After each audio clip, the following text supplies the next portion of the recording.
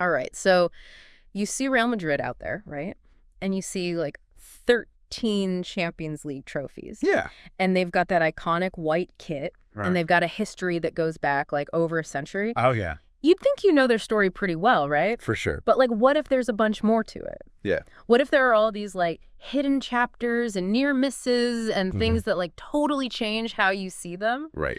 Well, that's what we're going to try to do today. Okay, cool. We've got all this information, just a ton of historical details and stuff about Real Madrid. Yeah. And we're going to see what we can find. What's the coolest stuff we can dig out? Sounds fun. So like one thing that like really jumped out at me was their name, Real Madrid. Right. With that real part, you know? That royal title. Yeah, the royal thing. Like that almost completely disappeared. Oh, wow. Can you imagine that? I mean, Real Madrid without the real. Yeah, that's like... That's crazy. Back in 1931, there was all this like political stuff happening in Spain. And there were actually people talking about changing the club's whole name. Really? Yeah, to just Madrid Club de Football. So they would lost that royal connection. Wow. Completely. I mean, that really makes you think about how, right. like, even something as big as Real Madrid. Yeah. And, like, that name, it just seems like it's always been there. Totally. But it could have all changed just because of what was happening in the country. Yeah, exactly. Like, they were really close to losing that real title. It's wild. And the fact that they kept it, Yeah. I think it really says something about how important that royal connection was. Right. And how much respect they had, even when everything else was kind of changing. Yeah, totally. It's a big deal. So, okay, moving on from their name. Right. Another big part of any club is like the coach, right? Oh, for sure. And you'd think that their first manager would have been some famous Spanish guy. Right. Some big name in Spanish football. Yeah. But this is kind of crazy. What is it? Their first coach ever You okay? was actually British. No way. Yeah. Seriously. This guy's named Arthur Johnson. Arthur Johnson, huh? Yeah. And he was British. He was Scottish, actually. Wow, that's so interesting. Right. You just don't think about those early connections. Yeah. Between like British football and Spanish football. It makes you wonder, like, how did he even end up there? Right.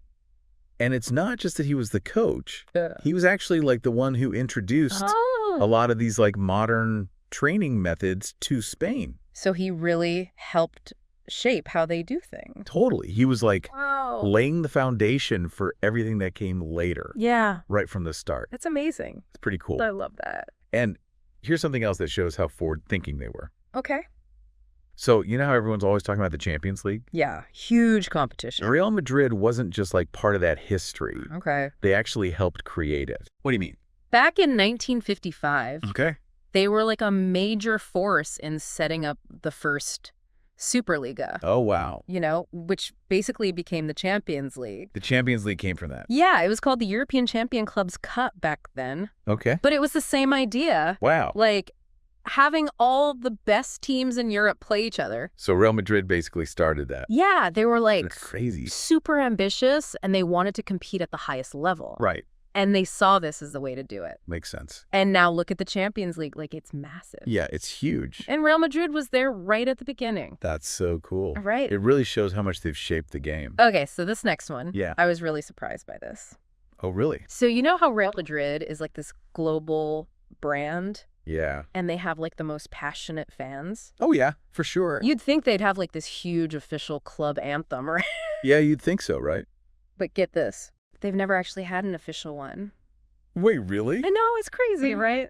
That's so weird. But it's true. I mean, they have that song, Hala Madrid. Yeah, everyone knows that one. And it's like totally their anthem, Right, you hear it at every game. Yeah, but it's never been officially adopted by the club.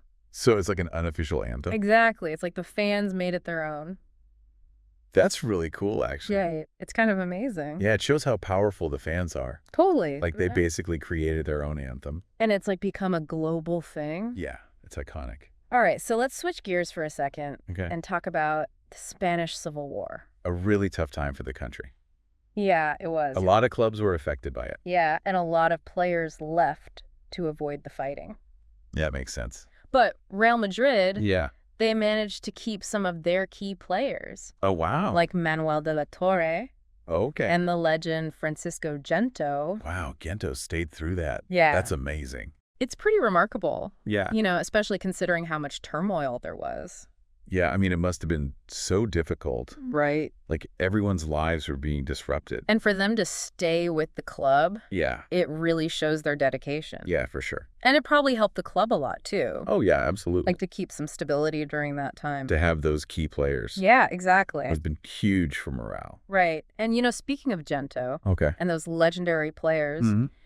you know that term Galacticos? Oh, yeah. It makes you think of guys like Ronaldo and Zidane and Beckham. Right? The early 2000s. Exactly. Yeah. All those superstars playing together. One of the most exciting teams ever. Yeah, it was incredible. I remember watching them. So everyone thinks that was like the first time they did that? Like the first time they brought in all these huge names? Yeah, but get this. What? They were actually doing that way earlier. Really? Back in the 1950s. They brought in guys like Alfredo Di Stefano. Oh, wow. And you guessed it. Gento again. He was there for everything. So yeah, that whole Galacticos thing, it wasn't just a new thing. That's so interesting. It was like part of their DNA. Like a long tradition? Yeah, they've always believed in having the best players. The best of the best. And just dominating. Yeah, and it's worked for them. So here's a fun little detail. Okay. It's not a huge thing, but Yeah. you know how a lot of clubs in Europe, Huh. they just use that standard Adidas ball? Right, the one you see in all the competition? Yeah, but Real Madrid, Yeah. they actually have their own special ball. Really? Just for the Champions League.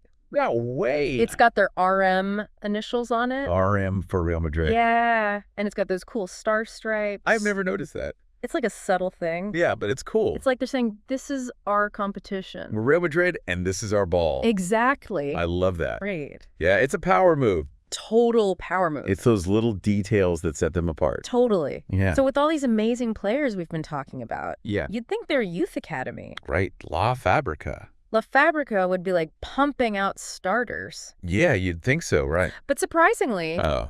Real Madrid hasn't really had that many academy graduates become regular starters. Really? Yeah, I mean, they have a great academy. they do. It's world class. So that's surprising. I know. It makes you think about different ways to build a team. Right. Some clubs focus on youth development, Yeah, but Real Madrid, they've mostly gone for established stars, exactly. and they've been hugely successful with I that. think they've won tons of trophies. Right. So it shows there's not just one right way to do things. Yeah, it's interesting. So everyone knows about El Clasico. Yeah, Real Madrid versus Barcelona. The biggest rivalry in football. It's massive. But sometimes people forget about the other big rivalry in Madrid. Oh, right, with Atletico Madrid. Yeah, that city derby is intense. Oh, yeah, sure. They've had some crazy games. And Atletico have even beaten Real Madrid in some big Copa del Rey finals. Yeah, they have. It's not just Barcelona that they have to worry about. Yeah, it shows how competitive Madrid is as a football city. Two huge clubs battling it out. Totally. It makes for some great football. So if you're ever in Madrid, Mm-hmm. you have to check out the Real Madrid Museum. Oh, yeah, I've heard it's amazing. It's at the Santiago Bernabéu Stadium. Right. And it's not just some boring museum. Wow. It's one of the most visited sports museums in the world. Wow. They've got all these trophies and memorabilia, and Yeah. they have all these interactive exhibits. Cool. You can really experience the club's history. That's awesome. So we've covered a lot today. We have. You've learned about how Real Madrid almost lost their name Where? and how their first coach was Scottish Mhm. and how they helped create the Champions League. And they don't even have an official anthem. Right, and how they've been doing the Galacticos thing for decades. Yeah, it's been really interesting. So now you know a lot more about Real Madrid. Yeah, you've gone beyond the headlines. Exactly. And you've seen how much depth there is to their story. All right, so here's something to think about. Okay. Real Madrid have always relied on buying big players. Yeah. But you know how money in football is getting a bit crazy? Yeah, FFP and all that. Yeah. Clubs have to be careful. So how do you think that will affect them? Do you think they'll have to rely more on their academy? Yeah, maybe La Fabrica will become more important. Right, because they can't just spend unlimited money anymore. Exactly. It's a tough balance. For sure. And one more thing. Okay. We talked about Real Madrid. Yeah. And how it's not an official anthem. But the fans love it. Yeah. So what do you think makes a song like that so powerful? That's a good question. Like what makes it stick with the fans? I guess it has to capture the spirit of the club and connect with the fans on an emotional level. Yeah, maybe it's like the history behind it. Yeah, maybe. Or the memories it evokes. Yeah, you hear that song and you think of all the great moments, the victories, the trophies, the legendary players. It's like a soundtrack to their fandom. Yeah, I think you're right. So yeah, just something to think about. Yeah, it's interesting. Thanks for joining us on this deep dive into Real Madrid. Anytime it's been fun. There's always more to discover about this amazing club. Oh, yeah, for sure. Keep exploring, and we'll see you next time. See you later.